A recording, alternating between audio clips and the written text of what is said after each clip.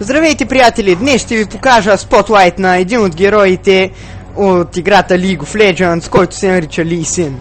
Ли Син е асасин и меле герой, но той умира много лесно.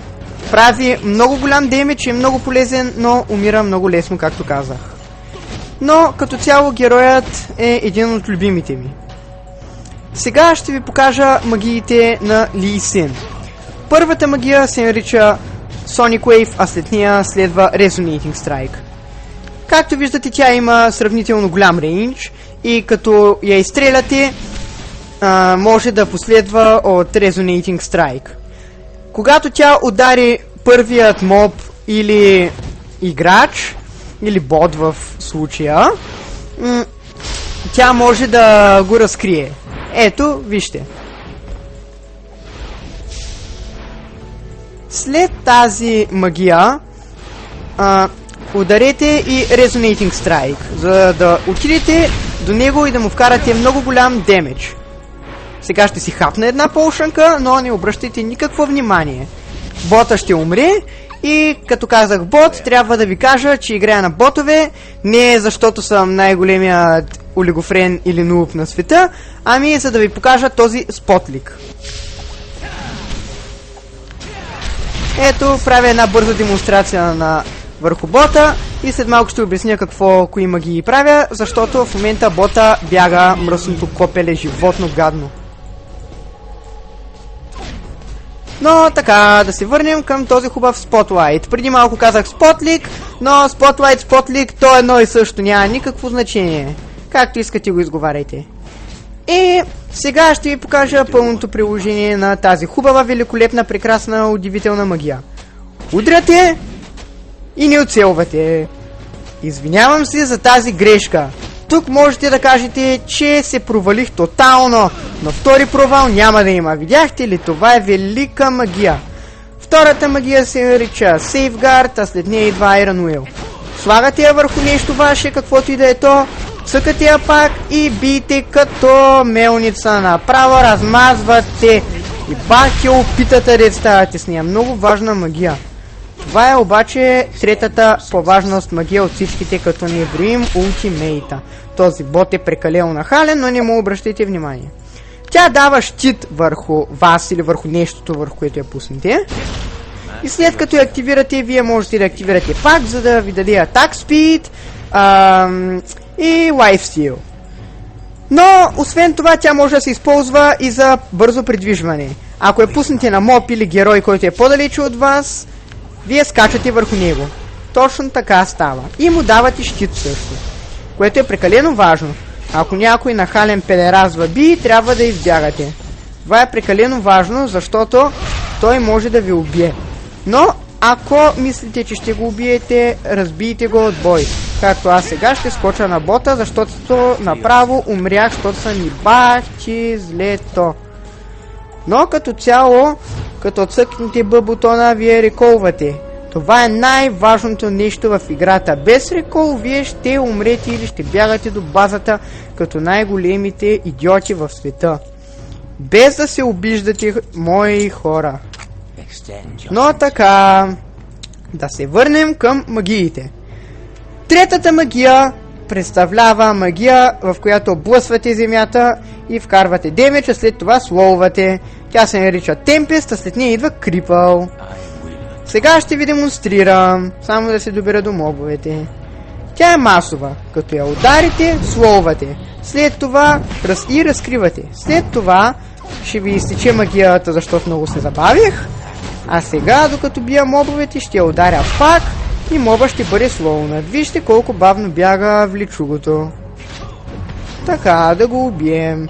Сега ще дигна тази магия Tempest и Cripple, защото това е най-великата магия в играта. Ултимейтът ще трябва да ви го демонстрирам върху бот, защото просто няма как това да се случи върху моб. Но аз отивам към бота, а вие се дръжте за гащите. Прекалено е важно. Сега изгърбил съм бота, но има много мобове. Това ще бъде перфектната атака, стига тъпите мобове да мръднат. Докато те го правят, аз ще потанцувам и ще ви покажа хубавите кустом команди. Те са много важни. за глупостта. След като ударите бота, скачате, ето го ултимейта.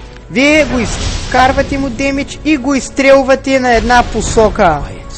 Зависи на къде гледате. Изстрелвате го на обратната посока. Тоест, малко ви обърках, но ако гледате напред, ще го изстреляте натам.